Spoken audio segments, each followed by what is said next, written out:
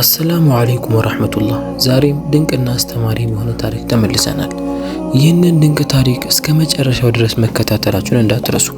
ለዚህ ቻናል አዲስ ከሆናችሁ ሰብስክራይብ ማድረጋችሁን እንዳትረሱ። ቪዲዮንም ላይክ በማድረግ ጀምሩ። ከዛ በፊት ግን አሰላሙ አለይኩም። እኒህን የመሳሰሉ የሚያማምሩ የረመዳን ፓኬጅ የምትፈልጉ ከሆነ እኛ አለንላችሁ።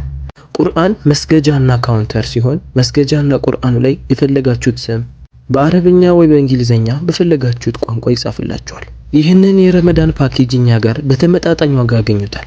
ለምትወዱት አካል ስጦታ መስጠት ደግሞ ይወደዳል። በረመዳን ደግሞ አስቡት። ለፈለጋችሁት ሰው በሂላል በኩል ማዘዝ ትችላላችሁ። በዴሊቨሪ ያላችሁበት ድረስ እንልካለን። ከሀገር ውጭ ሆናችሁም ሀገር ውስጥ ላለ ሰው መስጠትም ከፈለጋችሁ በእኛ በኩል መስጠት ትችላላችሁ።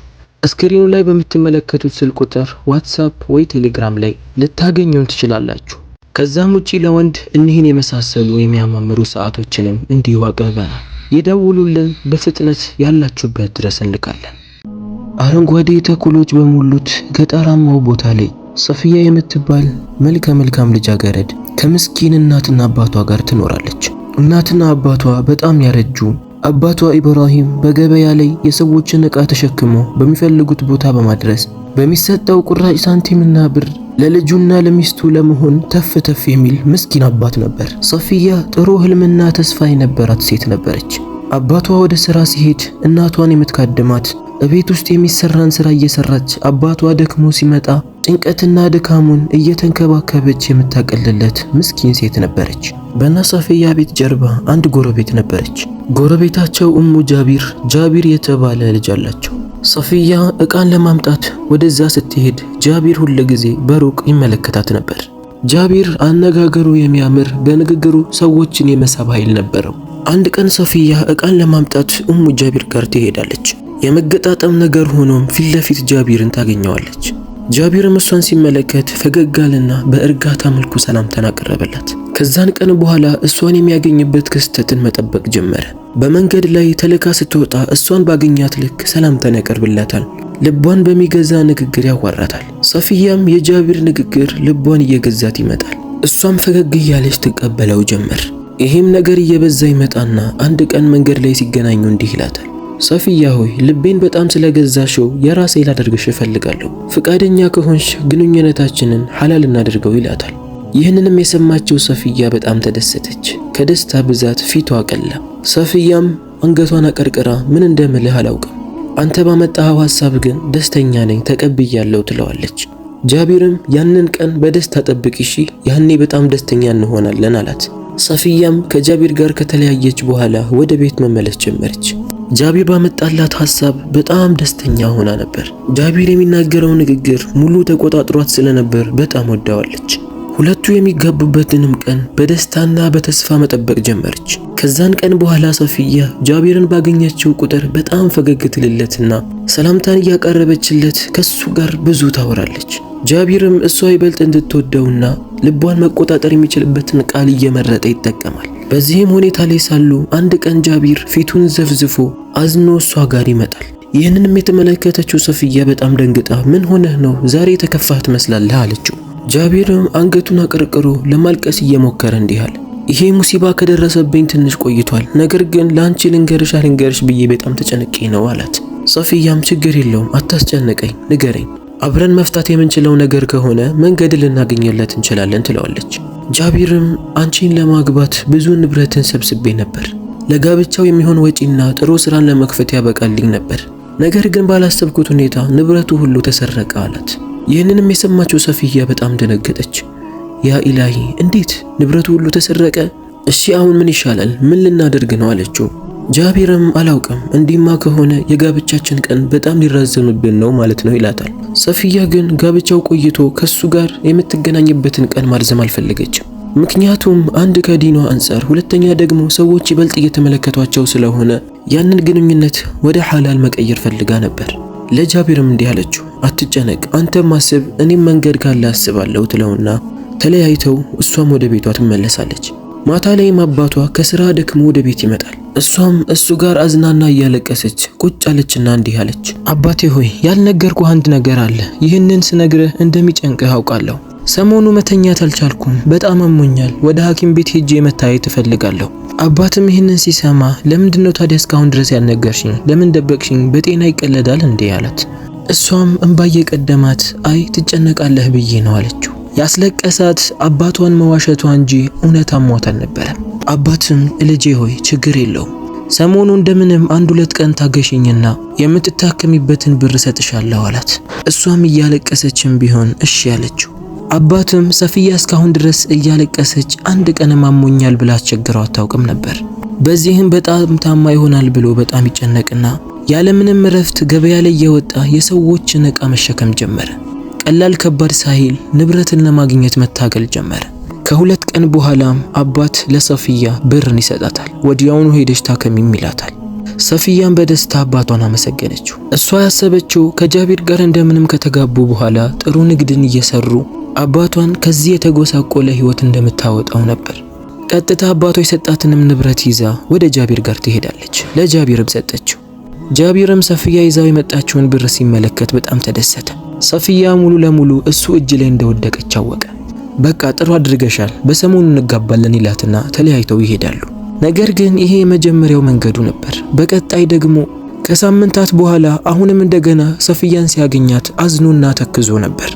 እኔና አንቺ ከተጋባን በኋላ የምንገባበት ቤት ላይ ግዴታ ቀን ማሟላት አለብን። ስለዚህ እስከዛ ድረስ የምንጋባበትን ቀን ለማዘግየት ወስኛለሁ ይላታል። ሰፊያም ይህንን ስትሰማ በጣም አዘነች። አሁንም ጃቢር ንብረት እስኪያገኝ ሊቆይ ይችላል ብላ በማሰብ እንደገና አባቷን ለማስቸገር ወሰነች።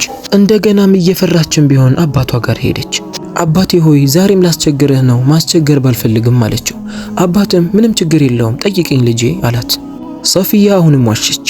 አባቴ ሆይ ትምህርት ቤት ላይ አዳዲስ ትምህርቶች ስለተጨመሩ የትምህርት መሳሪያን መግዛት አለብን። እሱን ለመግዛት ብር አምጡ ተብለናል። እሱን ካላመጣን ደግሞ ከትምህርት ቤት እንደምባረር ነግረውኛል ትለዋለች።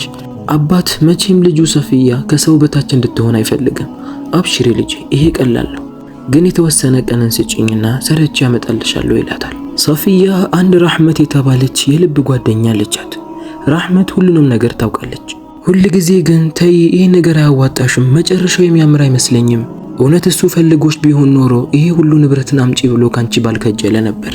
ሰፊያ ብትነቂ ይሻላል እያለች ትመክራትና ትቆጣት ነበር።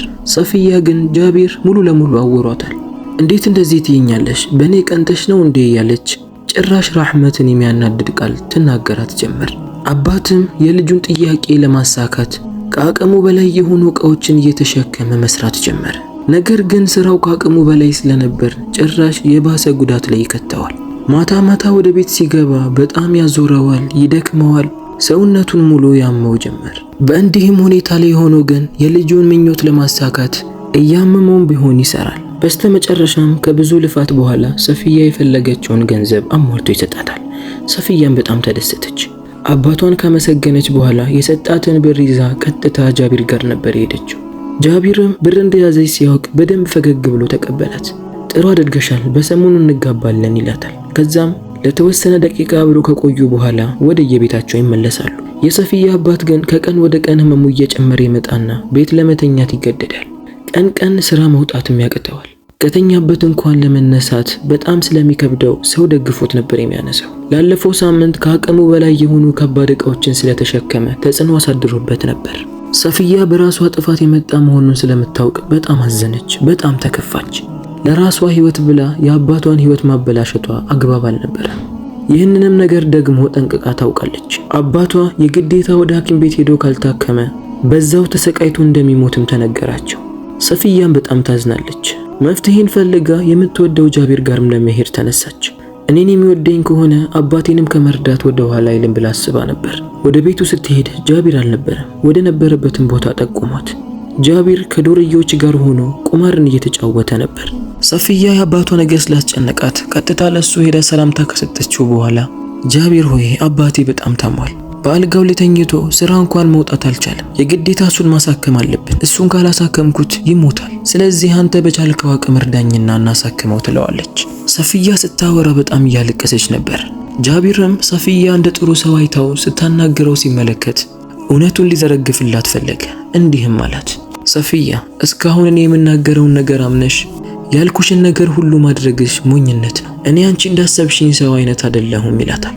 ሰፊያ ይህንን ስትሰማ የምታደርገውን ነገር አጣች።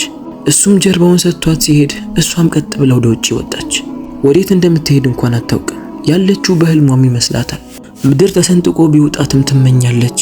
እንደዛ አምና የወደደችው አካል ለሱ ብላ የገዛ ምስኪን አባቷ እስኪታመም ድረስ የረዳችው አካል በአንድ ቃል እንዲህ ሲሰባበራት በጣም አዘነች። በመንገድ ላይም ሳለች ሰዎች ሲያወሩ ትሰማለች። የጃቢር ቤተሰቦች እኮ ሙሉ ወጪውን ሸፍነውለት ራህመትን ሊያገባት ነው እያሉ እያወሩ ነበር። ሰፊያ የሚናገሩትን ነገር ማመን አቃታት። ጭራሽ ሊያገባት የነበረው ጃቢር ነው እንደ እህት የምታያት ጓደኛዋን ራህመት ሊያጋቡት የወሰኑት። ያ ሁሉ እየመከረች ስታስጠነቅቃት የነበረው ለካ እውነት ነው። ሰፊያም ልቧ ስብርብር ብሎ ወደ ራህመት ጋር ትሄዳለች። ራህመት ወይ የሚባለው ነገር እውነት ነው? ጃቢር አንቺን አጭቶ ሊያገባሽ ነውን ብላ ትጠይቃታለች። ራህመትም አዎ የሰማሽው ነገር እውነት ነው። ጃቢር እኔን ለማግባት ቤተሰቦቹን ይዞ መጥቶ ነበር። ቤተሰቦቼ ፈቃደኛ ሆነው ነበር፣ ነገር ግን እኔ እምቢ አልኩኝ አለቻት። ሰፊያም ይህን ስትሰማ እምቢ አልሽውን አለቻት ድምጿን ከፍ አድርጋ።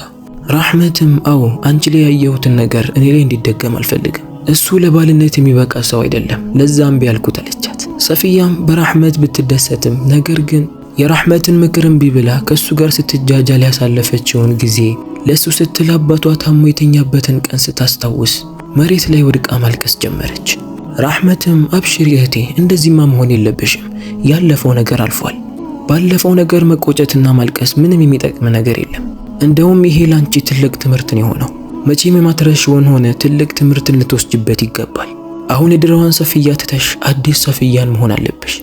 ውስጥሽ ላይ ቁርጠኝነት መኖር አለበት። ከአሁን በኋላ ለቤተሰቦችሽ የምታስፈልጊው አንቺው ነሽ። እናት አባትሽ አንቺን ለመንከባከብ ሲሉ አርጅተዋል። ከአሁን በኋላ ለነሱ መሆን ያለብሽ አንቺ ነሽ ብላ ትመክራታለች።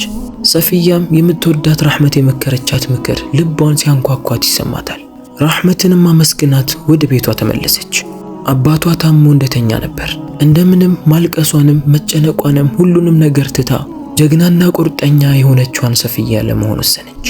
እናቷ ጋርም ሄደችና እንዲህ አለቻት፣ እናቴ ሆይ ከዚህ በኋላ ድህነት የሚባል ነገር እኛ ጋር እንዲመጣ አልፈልግም። እኔ ያለሁ መቸገር የለብንም። ስለዚህ ከዚህ በኋላ ወጥቼ ማንኛውንም ስራ ሰርቼ እመጣለሁ። እኔ ያለሁ እናንተ ስትቸገሩ ማየት አልፈልግም። ስለዚህ እኔ እሰራለሁ ትላታለች። እናትም ይህንን ስትሰማ በጣም ተደሰተች። በቀጣዩ ቀንም ሰፊያ ስራን ፍለጋ ወደ ገበያ ለመውጣት ወሰነች። ለስራ የሚሆን አሮጌ ልብስን ከለበሰች በኋላ ገብታ የአባቷን ግንባር ስማ ስራ እንደምትወጣ ነግራው ለመሄድ ተነሳች። ፊቷን በመስታወት ስታየው በጣም ፈርታና ተጨንቃ ነበር። ምክንያቱም ከዚህ በፊት ለስራ አንድ ቀንም ወጥታ አታውቅም። ምንም ያህል ቤተሰቦቿ የተቸገሩና ደሃ ቢሆኑም እሷን ግን አንቀባራው ነበር ያሳደጓት። ሰፊያም ቆፍጠን ብላ የራህመትን ምክር ከፊት ለፊቷ አድርጋ የአባት የእናቷን ሁኔታ አስታውሳ ቀጥታ ወደ ገበያ ወጣች። ገበያ ላይም ዞር ዞር ስትል አንድ ሴትን ታገኛለች። ሰፊያም የሚሰራ ስራ ካለ እሰራለሁ ትላታለች። ሴትየዋም ፈገግ ብላ ሰፊያን ወደ ቤቷ ይዛት ትገባለች። አንቺ የዛ ምስኪንና ጥሩ ሰው የኢብራሂም ልጅ ነሻ ትላታለች። ሰፊያም አው ብላ መለሰችላት። ለምን ጠፋ ብላ ስትጠይቃት ሰፊያ አባቷ እንደታመመና መንቀሳቀስ እንዳቃተው ትነግራታለች። ሴትየዋም በጣም ታዝንላትና እንደዛ ከሆነማ ችግር የለው እኔ ጋር የተወሰነ እየሰራሽ ብዙ ከፍልሻለሁ ትላታለች። በዚህም ተስማምተው ሰፊያ እቤት ገብታ ማንኛውንም ስራ መስራት ጀመረች። እቃ ማጠብ፣ ቤት መጥረግ፣ ልብስ ማጠብ፣ እቤት ውስጥ የሚሰራ ስራ ምንም አልቀራትም ነበር። ያቺ ሴትም ሰፊያ ከሰራች በኋላ ማታ ላይ ለሰፊያ የላቧን ትሰጣት ነበር። ሰፊያ ከዚህ በፊት እንዲህ ያለ ከባድ ነገር ሰርታ ስለማታውቅ በጣም ይደክማታል። እቤት ገብታ ስታስበው ነገራቶችን ጭንቅ ብሏት ታለቅሳለች። ነገር ግን ቢሆንም ያለምንም መሰላቸት እየሄደች መስራት ጀመረች። በዚህም ብዙ ሰዎች ይወዷታል። በታማኝነቷና ጥሩ አድርጋ ስለምትሰራ ብዙ ሰዎች እሷን እየጠሩ በትርፍ ጊዜው ያሰሯታል፣ ደሞዝንም ይከፍሏታል። በዚህም ሰፊያ አነስተኛ ቢሆንም ጥሩ ደሞዝን ማግኘት ጀመረች። የምታገኘውን ንብረት ሁሉ ትቆጥብ ነበር። ወደ ቤት ስትገባ ድካሟን ቀይራ ፈገግ ብላ እናትና አባቷን ታገኛቸዋለች። በዚህም እናት አባቷ በጣም ደስተኛ ነበሩ። ስራ ከጀመረች ከተወሰኑ ቀናት በኋላ ጓደኛዋ ራህመት ወደ እሷ ጋር ትመጣለች። በእጇ ላይ የተወሰኑ ገንዘቦችን ይዛ ነበር። ለሰፊያም እየሰጠቻት እንዲህ አለቻት፣ ይሄን ብቻ ነው ላገኝልሽ የቻልኩት፣ ቶሎ ብለሽ የታመመው አባትሽን ልታሳክሚው ይገባል አለቻት። ሰፊያ በጣም ተደሰተች። እንዳንቺ ያለ እህት ስላለኝ በጣም ደስተኛ ነኝ። አንቺ እኮ በጣም ተጨነቅሽልኝ፣ ከበቂ በላይ የሰጠሽኝ ብላ ታመሰግናታለች። በስተመጨረሻም አባቷን ለማሳከም የሚሆን ንብረትን ካገኘች በኋላ አባቷን ወደ ሆስፒታል ወስዳ ታሳክሟለች። ኢብራሂምም ሙሉ ለሙሉ ሕክምና አግኝቶ መድኃኒት ከተሰጠው በኋላ ህመሙ እያገገመለት ይመጣል። እንደ ድሮ መተኛቱን ትቶ ከነሱ ጋር ቁጭ ብሎ ማውራት፣ ተነስቶ መራመድ፣ ሁሉንም ነገር ቀስ በቀስ እየቻለ ይመጣል። ወደ ስራው መመለስ እንደሚችልም ሲነግራቸው ሰፊያ ግን ተቆጣች። ይሄ በፍጹም አይሆንም፣ በደንብ ረፍት ማድረግ አለብህ፣ እኔ ያለሁ ወዴት መውጣት የለብህም። አሁን እኔ ስራውን ስለለመድኩት እራሴው እወጣለሁ፣ እኔ ለእናንተ መሆን አያቅተኝም አለችው። ሰፊያ ያለምንም መሰላቸት በጠዋት ስራን ፍለጋ ትወጣለች። ጎረቤቶቿ ጋር ማንኛውም ስራ የፈለገ ሰው ጋር እየሄደች ትሰራለች። ወደ ቤት ስትመለስ ግን በፈገግታ ነበር እናት አባቷን የምትቀበላቸው። ቀናቶች እያለፉ ሲመጡ የቤቱ ጉዳይ ሁሉ ሰፊያን ይወክላት ጀመር። አባቷን እንደዛ ዋሽታ ባሰቃየችው ነገር እሷም የእጇን አግኝታ እዳዋን እየከፈለች እንደሆነ ነበር የምታስበው። አንድ ቀንም የሰፊያ እናት ለሰፊያ እንዲህ አለቻት፣ ጃቢር እኮ አንድ ከማያውቀው እንግዳ ሴት ጋር ተጋብቶ ጉድ ሆነ አለቻት። ሰፊያም እንዴት ምን ሆነ ብላ ጠየቀች። እናቷም ያገባት ሴት ባይተዋር ነበረች፣ ማንም አያውቃትም፣ ለካ ሌባ ናት። አንድ ቀን ሁሉም ተኝተው በተዘናጉበት ሰዓት የእሱን ሙሉ ንብረት የእናቱን ወርቅና ብር ይዛባቸው ጠፋች። አሁን በዚህ ጃቢርና እናቱ ድሃ ሆነው ሰዎችን ሁላ መለመን ጀምረዋል። በዚህም የመንደሩ ሰዎች መነጋገሪያ አድርጓቸዋል ትላታለች። ሰፊያም ይህንን ስትሰማ እኔ ላይ የሰራብኝ በደል ነው እንዲህ ያደረገው አለች በውስጧ። በዳይ የሆነ አካል ምንም ያህል ዘና እያለ ቢኖርም መጨረሻው ግን ያስጠላል። መጨረሻችንን አላህ ያሳምርልን። የዛሬው ድንቅ ታሪካችን ይህንን ይመስላል። ቪዲዮ ከተመቻችሁ ሰብስክራይብ፣ ላይክ፣ ሼር ማድረጋችሁን እንዳትረሱ። ከዛ በፊት ግን አሰላሙ አለይኩም። እኒህን የመሳሰሉ የሚያማምሩ የረመዳን ፓኬጅ የምትፈልጉ ከሆነ እኛ አለንላችሁ። ቁርአን መስገጃና ካውንተር ሲሆን መስገጃና ቁርአኑ ላይ የፈለጋችሁት ስም በአረብኛ ወይ በእንግሊዘኛ በፈለጋችሁት ቋንቋ ይጻፍላችኋል። ይህንን የረመዳን ፓኬጅ እኛ ጋር በተመጣጣኝ ዋጋ ያገኙታል። ለምትወዱት አካል ስጦታ መስጠት ደግሞ ይወደዳል። በረመዳን ደግሞ አስቡት። ለፈለጋችሁት ሰው በሂላል በኩል ማዘዝ ትችላላችሁ። በዴሊቨሪ ያላችሁበት ድረስ እንልካለን። ከሀገር ውጭ ሆናችሁም ሀገር ውስጥ ላለ ሰው መስጠትም ከፈለጋችሁ በእኛ በኩል መስጠት ትችላላችሁ። ስክሪኑ ላይ በምትመለከቱት ስልክ ቁጥር ዋትስአፕ ወይ ቴሌግራም ላይ ልታገኙን ትችላላችሁ። ከዛም ውጪ ለወንድ እኒህን የመሳሰሉ የሚያማምሩ ሰዓቶችንም እንዲሁ አቅርበናል። ይደውሉልን፣ በፍጥነት ያላችሁበት ድረስ እንልካለን።